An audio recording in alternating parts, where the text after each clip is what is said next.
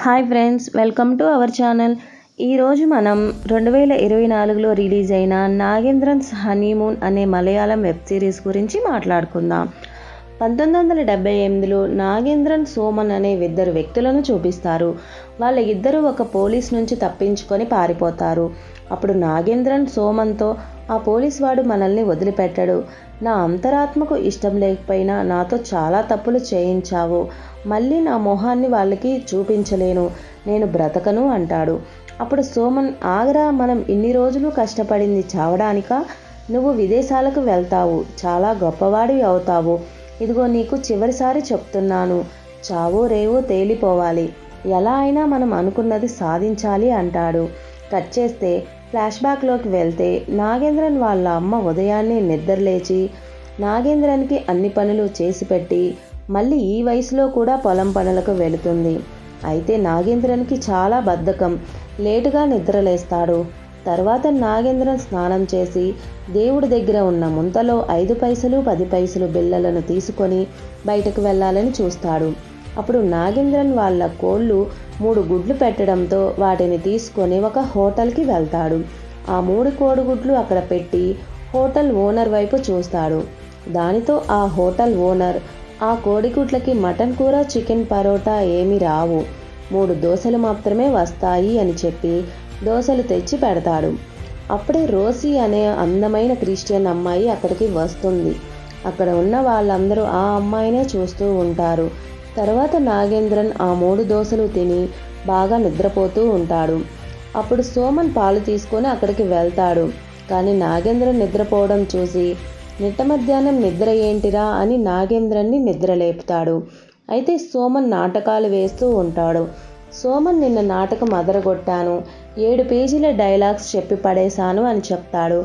తర్వాత సోమన్, ఒక అమ్మాయికి పెళ్లి సంబంధం చూశాను, నువ్వు నాతో పాటు వస్తే మంచి కోడి పలావ్ పెట్టిస్తాను అని అంటాడు. నాగేంద్రన్కి నాన్ వెజ్ అంటే చాలా ఇష్టం, అందుకని సరే వెళ్దాం పదా అని అంటాడు. అలా దారి మధ్యలో ఇద్దరూ వెళ్తూ ఉండగా నాగేంద్రన్ వాళ్ళ మేనమామ కూతురు జానకి కనిపిస్తుంది. అయితే జానకి నాగేంద్రన్ని ఇష్టపడుతూ ఉంటుంది. మా నాన్న నీకు నాకు చైత్రమాసంలో పెళ్లి చేస్తాడట అని నాగేంద్రన్తో చెప్పుతుంది. అప్పుడు నాగేంద్రన్, పగటి కలలు కనకు, నాకు ప్రశాంతత కావాలి, పెళ్లి చేసుకుంటే ప్రశాంతత ఉండదు, పెళ్లి గిల్లి ఏమీ లేదు అని అంటాడు. దానితో జానకి చాలా బాధపడి ఏడుస్తుంది.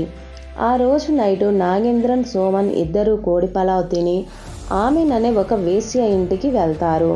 అప్పుడు సోమన్ ఆ వేశ్య ఇంటిలోకి వెళ్తాడు. కానీ నాగేంద్రన్ నేను రాను అని అక్కడ నుంచి వెళ్ళిపోతాడు. నెక్స్ట్ రోజు సోమన్ తన నాటకాల బ్యాచ్ని వేసుకొని హోటల్కి వెళ్తాడు. అక్కడ నాగేంద్రన్తో, మన ఫ్రెండ్ పౌరుష్ గాడు కువైట్ నుంచి వచ్చాడు అని చెప్తాడు. అందుకని ఆ రాత్రి ఇద్దరు పౌరుష్ ఇంటికి వెళ్తారు. అక్కడ పౌరుషిని చూసి నాగేంద్రన్, నువ్వు చాలా గొప్పవాడివి అయ్యావురా అని అంటాడు. అప్పుడు పౌరుష్, నేను కువైట్ వెళ్ళాక నా 3 చెల్లెలకు బాగా పెళ్లి చేశాను, మా అమ్మని చూసుకోవడానికి కూడా 2 పని మనుషుల్ని పెట్టాను అని చెప్తాడు. తర్వాత పౌరుష్, నేను రోసిని పెళ్లి చేసుకోవాలని అనుకుంటున్నాను, అందుకు మీరే సహాయం చేయాలి అని అంటాడు. అప్పుడు సోమన్, అది అంతా నేను చూసుకుంటాను, నువ్వేమీ టెన్షన్ పడకు అని చెప్తాడు.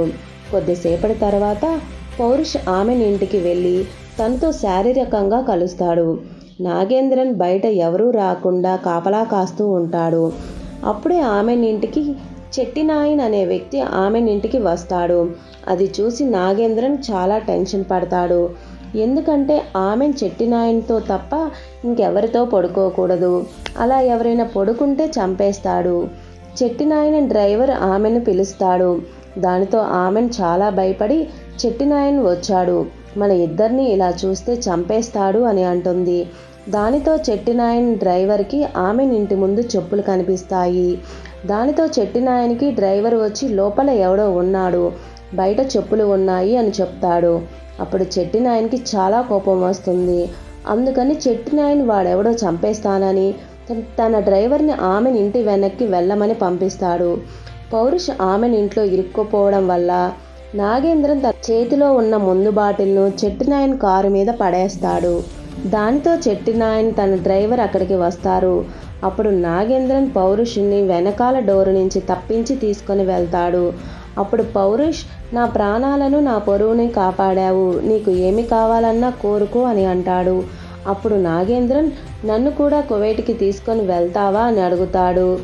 నేను కూడా నీలాగా గొప్పవాడిని అవుతాను అని అంటాడు. అప్పుడు పౌరుష్, ఓ అంతేనా, అది అంతా నేను చూసుకుంటాను, నాకు వదిలే అని అంటాడు. దానితో నాగేంద్రన్ చాలా హ్యాపీగా ఫీల్ అవుతాడు.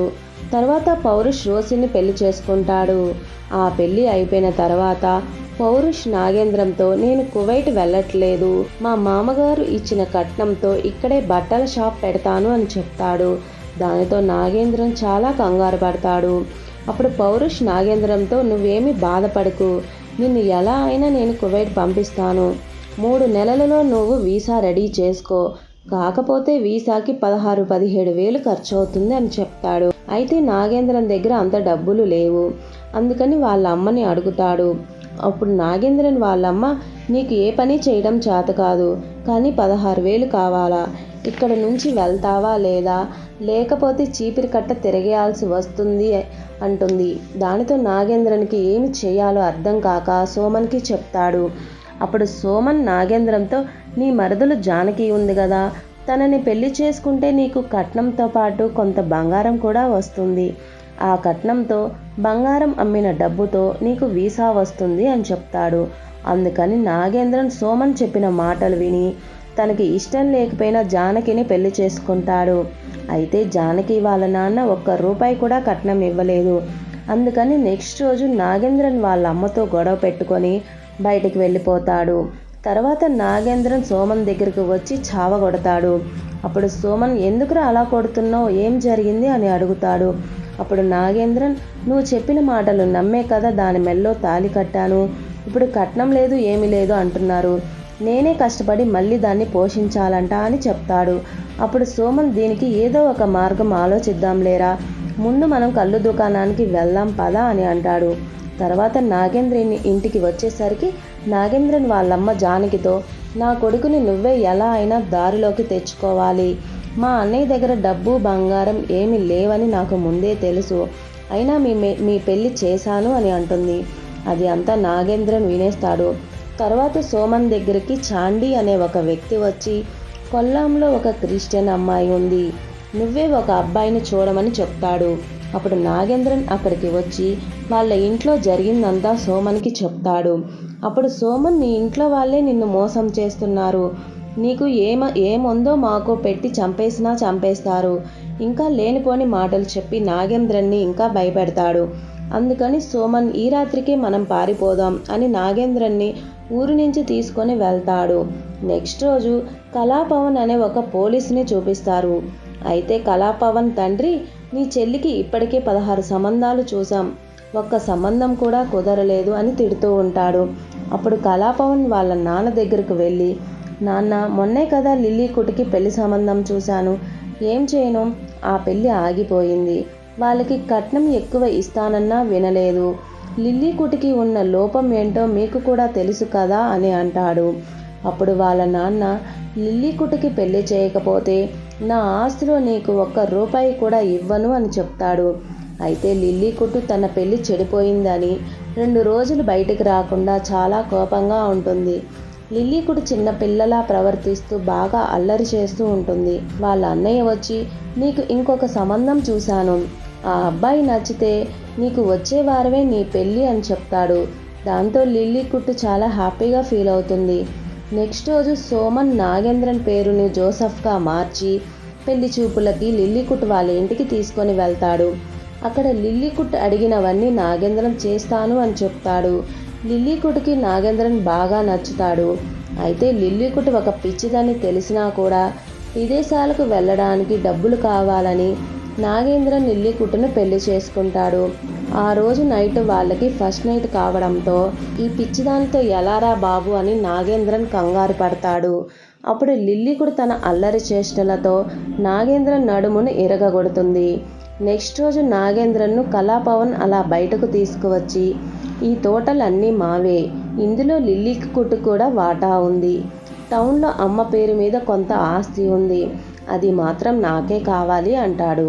అలాగే లిల్లీ కుట్టు పేరు మీద ₹3000 ఉన్నాయి, అవి కావాలంటే మీకు ఇస్తాను.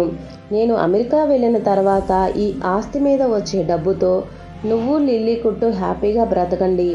అలాగే మా నాన్నని కూడా మీరే బాగా చూసుకోండి అని చెప్తాడు. తర్వాత లిల్లీ కుట్టు పేరు మీద ఉన్న 3,000 నాగేంద్రన్ చేతిలో పడగానే మా మావయ్య చనిపోయాడు, నేను 2 రోజుల్లో తిరిగి వస్తాను అని లిల్లీ కుట్టుకి చెప్తాడు. అప్పుడు లిల్లీ కుట్టు మన పెళ్లి జరిగి 5 రోజులే అయింది, నేను కూడా నీతో వస్తాను అని అంటుంది. అందుకు నాగేంద్రన్ మన ఇద్దరం కలిసి భోజనానికి కూడా వెళ్ళలేదు, అలాంటిది చావు ఇంటికి వెళ్ళడం అంత మంచిది కాదు అని చెప్తాడు. తర్వాత నాగేంద్రన్ సోమన్ అక్కడికి నుంచి తప్పించుకొని పారిపోతారు. నెక్స్ట్ రోజు సోమన్ నాగేంద్రన్ ఇంకొక ఊరికి వెళ్తారు. అక్కడ సోమన్కి ఫ్రెండే అయిన బషీర్ అనే ఒక ముస్లిం వ్యక్తిని కలుస్తారు. అయితే ఆ ఊరిలో ప్రతి సంవత్సరం ఒక ట్రస్ట్ పేరు మీద పేద ముస్లింలకు పెళ్లి జరిపిస్తూ ఉంటారు. అందుకు బషీర్ డబ్బు కోసం ఆశపడి నాగేంద్రన్ పేరుని అలీ హుసేన్గా మార్చి అక్కడికి తీసుకొని వెళ్తాడు. అక్కడ పెళ్లి చేసుకున్న జంటలకు 3 కాసుల బంగారు నాణాలను 2,000 రూపాయలు ఇస్తూ ఉంటారు. తర్వాత నాగేంద్రన్కు లైలా సుల్తానా అనే అమ్మాయితో పెళ్లి చేయాలని చూస్తారు. అయితే నాగేంద్రన్ సోమన్ లైలాను చూడగానే ఆశ్చర్యపోతారు. ఎందుకంటే ఈ ఊర్లోకి రాగానే నాగేంద్రన్ సోమన్ లైలాను చూస్తారు. అయితే లైలాను చంపడానికి 3 వ్యక్తులు వస్తారు. అప్పుడు లైలా వాళ్ళతో ఫైట్ చేసి కొత్త జీవితాన్ని మొదలు పెట్టడానికి వచ్చాను, నా జోలికి రావద్దు అని తన దగ్గర ఉన్న కత్తితో వాళ్ళని బెదిరించి అక్కడ నుంచి వాళ్ళని పంపిస్తుంది. అందుకే నాగేంద్ర లైలాని చూసి ఆశ్చర్యపోతాడు. తర్వాత ఇద్దరికీ పెళ్లి జరుగుతుంది. అప్పుడు డబ్బును బంగారంను కూడా లైలానే తీసుకుంటుంది. అందుకని నాగేంద్రన్ దీని చేతిలో చచ్చండ్రా బాబు అని కళ్ళు తిరిగి పడిపోతాడు. ఆ రోజు లైలా ఆ 2,000 రూపాయలను తన దిండు దగ్గర పెడుతుంది. తన దగ్గర ఉన్న గోల్డ్ కాయిన్ తన జాకెట్లో పెట్టుకుంటుంది. అయితే నాగేంద్రన్ ఎలారా ఆ రాక్షసుతో కాపురం చేసేది అని లోపలికి వెళ్ళడానికి టెన్షన్ పడుతూ ఉంటాడు. అప్పుడు సోమన్ ఆ అమ్మాయి దగ్గర డబ్బు బంగారం ఉంది, ఎలా అయినా తీసుకొని రా అని లోపలికి పంపిస్తాడు. తర్వాత నాగేంద్రన్ భయపడుతూ లోపలికి వెళ్తాడు. అప్పుడు లైలా నన్ను చూస్తే భయం వేస్తుందా అని అడుగుతుంది. దానితో నాగేంద్రన్ మిమ్మల్ని చంపడానికి వచ్చిన వాళ్ళు ఎవరు అని అడుగుతాడు. అప్పుడు లైలా తన ఫ్లాష్ బ్యాక్ చెప్తుంది. చాలా రోజుల క్రితమే లైలాకి మరొక వ్యక్తితో పెళ్లి జరుగుతుంది. లైలా ప్రతిరోజు తన భర్త కోసం భోజనం తీసుకొని వెళ్తూ ఉండేది. వాళ్ళు చాలా సంతోషంగా ఉండేవాళ్ళు. ఎప్పటిలానే లైలా ఒకరోజు తన భర్త కోసం భోజనం తీసుకొని వెళ్తుంది. అయితే రూమ్లో లైలా భర్త వేరొక అమ్మాయితో అక్రమ సంబంధం పెట్టుకొని ఉంటాడు. అది చూసిన లైలా అక్కడ నుంచి వెళ్ళిపోతుంది. తర్వాత లైలా భర్త ఇంటికి వచ్చినప్పుడు తనని కొడుతుంది. దానితో అతను నన్నే కొడతావా అని లైలాని కొట్టి చంపాలని చూస్తాడు. అప్పుడు లైలా ఒక కత్తెరతో తన భర్తని పొడిచి చంపేస్తుంది. అందువల్ల లైలా 7 సంవత్సరాలు జైలు శిక్ష అనుభవించి తన పుట్టింటికి వెళుతుంది. అయితే లైలా వాళ్ళ అమ్మ నువ్వు ఒక హంతకురాలివి అని ఇంట్లో నుంచి బయటకి పంపించేస్తుంది. ఆ తర్వాత ఇక్కడ సామూహిక వివాహాలు జరుగుతున్నాయి అని ఇక్కడికి వచ్చాను అని అంటుంది. మిమ్మల్ని చూస్తే అమాయకంగా కనిపిస్తున్నారు, మీరు నాతో మంచిగా ఉంటే నేను కూడా మీతో మంచిగా ఉంటాను అని అంటుంది. కొద్దిసేపటి తర్వాత ఇద్దరు నిద్రపోతూ ఉంటారు. సడన్గా నాగేంద్రన్కి మెలకు వస్తుంది. లైలా బ్యాగ్ని మొత్తం వెతుకుతాడు, కానీ అందులో ఏం కనిపించవు. అందుకని అక్కడ నుంచి వెళ్ళిపోవాలని చూస్తాడు. అప్పుడు లైలా జాకెట్లో నుంచి ఒక గోల్డ్ కాయిన్ కింద పడుతుంది. అప్పుడు నాగేంద్రన్ దాన్ని తీసుకుంటాడు. తర్వాత మరొక కాయిన్ కూడా తీసుకోవాలని చూస్తాడు, కానీ తీసుకోలేకపోతాడు. ఇంకా అక్కడ నుంచి వెళ్ళిపోతాడు. కొన్ని రోజుల తర్వాత కళాపవన్ ఇంటికి వస్తాడు.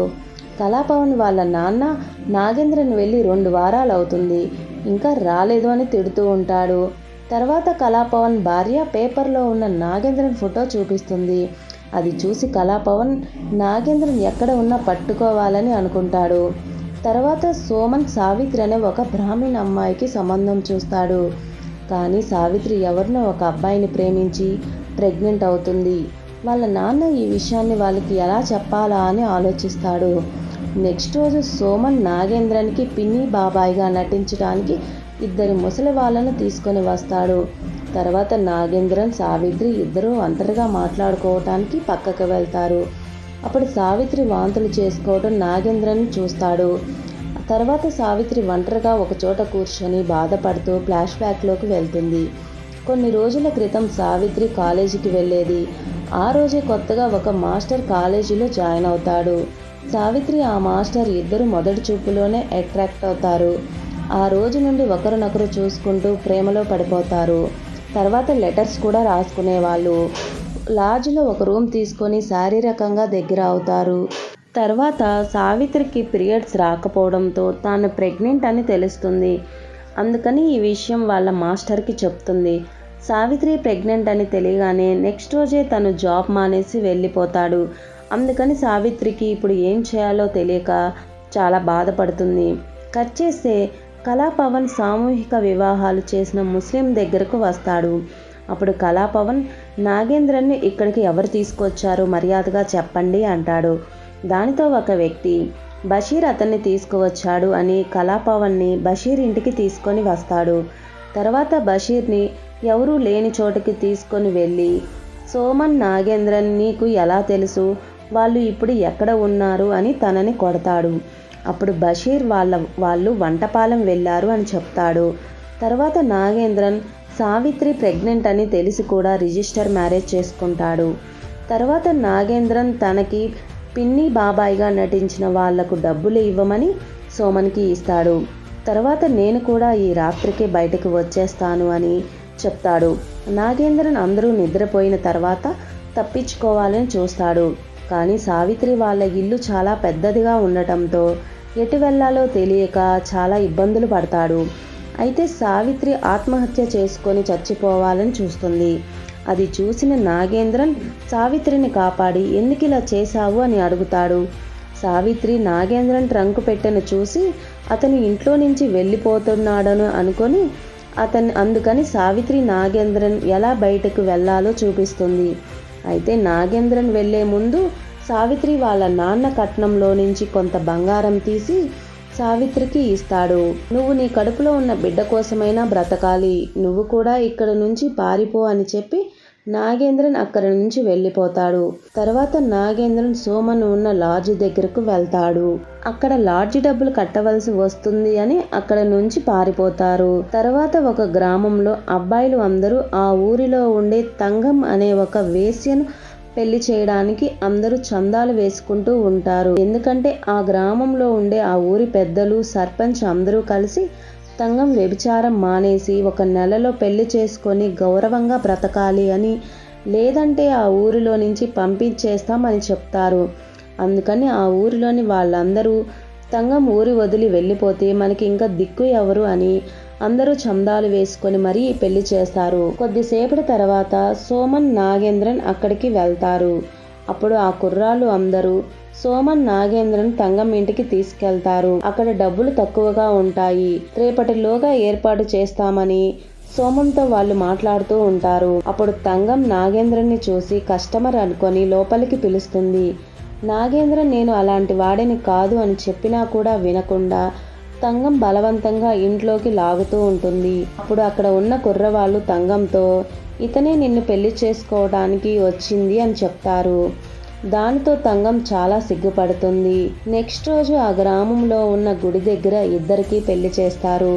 తర్వాత తంగం నేను పెళ్లి చేసుకున్న విషయం అందరికీ తెలియాలని నాగేంద్రన్ను ఆ ఊరు మొత్తం తిప్పుతుంది. తర్వాత ఆ ఊరు సర్పంచ్కి కూడా చూపిస్తుంది.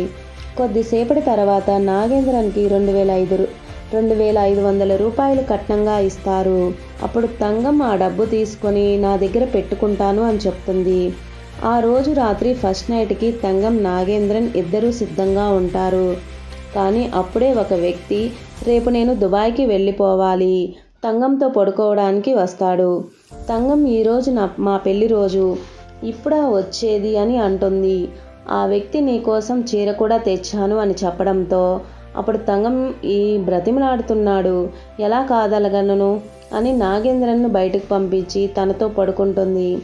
ఆ రోజు నుండి ఆ ఊరిలో ఉన్న మగవాళ్ళందరూ నాగేంద్రన్ని ఏదో ఒకటి తీసుకురమ్మని చెప్పి తంగంతో పడుకుంటూ ఉంటారు.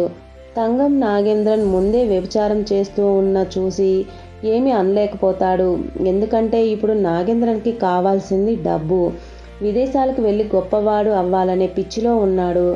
తర్వాత వంటపాలెం పోలీస్ స్టేషన్కి కళాపవన్ వచ్చి అక్కడ ఉన్న పోలీస్ ఆఫీసర్తో నాగేంద్రన్ పవన్ అనే ఇద్దరు వ్యక్తులు పెళ్లిళ్ళు చేసుకుంటూ చాలామంది అమ్మాయిల జీవితాలను నాశనం చేస్తున్నాడని చెప్తాడు.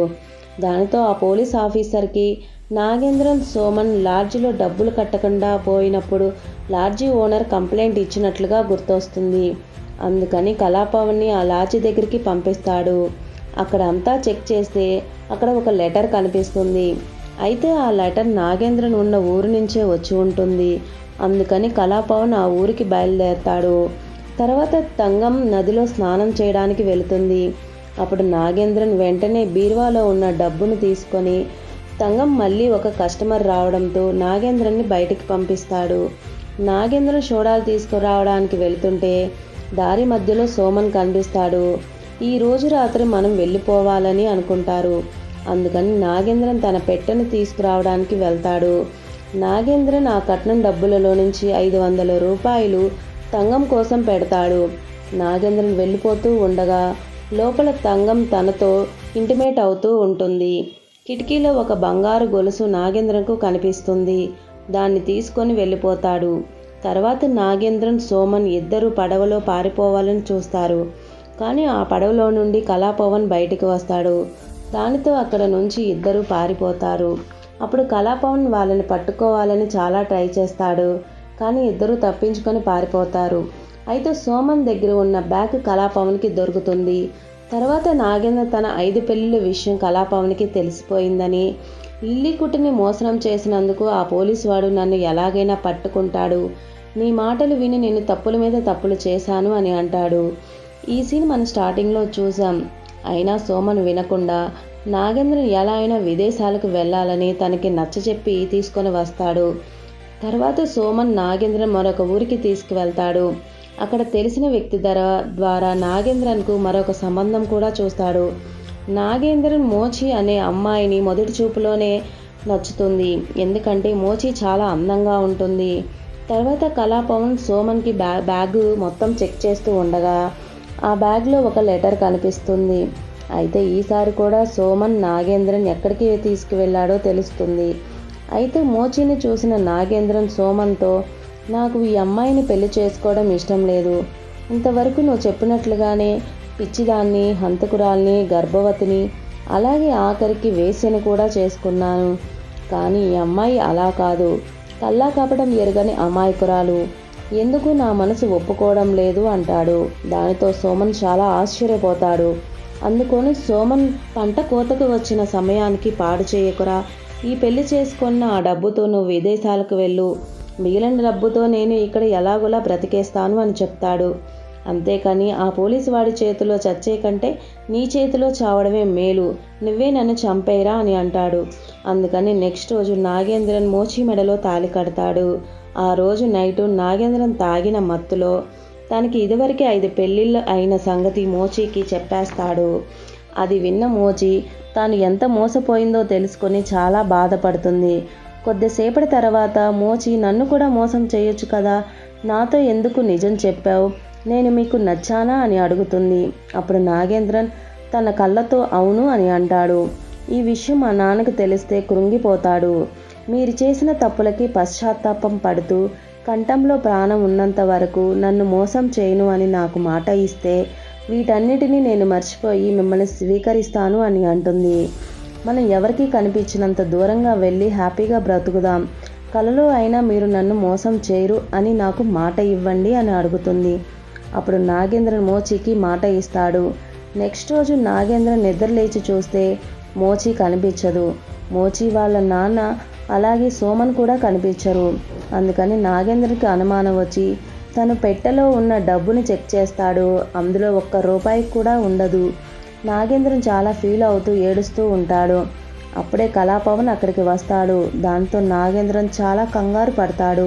అప్పుడు కళాపవన్ సోమన్ మోచి కలిసి దిగిన ఫోటోను చూపించి, ఇది 2 సంవత్సరాల క్రితం తీసిన ఫోటో, సోమన్ అప్పుడప్పుడు ఇక్కడికి వస్తాడు, ఈ ఇల్లు కూడా అద్దెకు తీసుకున్నదే, మోచి వాళ్ళ నాన్న కూడా మీలాగే నాటకం ఆడి ఉంటాడు అని నాగేంద్రన్కి ఊహించని ట్విస్ట్ ఇస్తాడు. సోమన్ డబ్బు కోసం నాగేంద్రన్ను వాడుకొని చివరికి తనని ఈ విధంగా మోసం చేశాడు అని తెలుసుకుంటాడు. తర్వాత కళాపవన్ నాగేంద్రన్ను ఇంటికి తీసుకొని వెళ్ళి, ఇదే కదా మీ ఇల్లు, వెళ్ళు అని అంటాడు. అప్పుడు నాగేంద్రన్ నన్ను జైల్లో పెట్టరా అని అడుగుతాడు. దానితో కళాపవన్ పెడతాం, కానీ ఇప్పుడు కాదు, తర్వాత, ముందు నువ్వు ఇంట్లోకి వెళ్ళు అని అంటాడు. నాగేంద్రన్ని చూసి ఊర్లో ఉన్న వాళ్ళందరూ విచిత్రంగా నవ్వుకుంటూ ఉంటారు. ఇక్కడే ఒక ట్విస్ట్ ఉంటుంది. నాగేంద్రన్ ఇప్పటి వరకు చేసుకున్న 5 భార్యలు తన ఇంట్లోనే ఉంటారు. వాళ్ళందరినీ చూసిన నాగేంద్రన్ చాలా ఆశ్చర్యపోతాడు. ఈ రోజు నుండి నాగేంద్రన్కు ప్రతిరోజు హనీమూనే. ఇక్కడితో ఈ సిరీస్ ఎండ్ అవుతుంది. ఈ వీడియో కనుక మీకు నచ్చినట్లయితే please subscribe. Thank you for watching.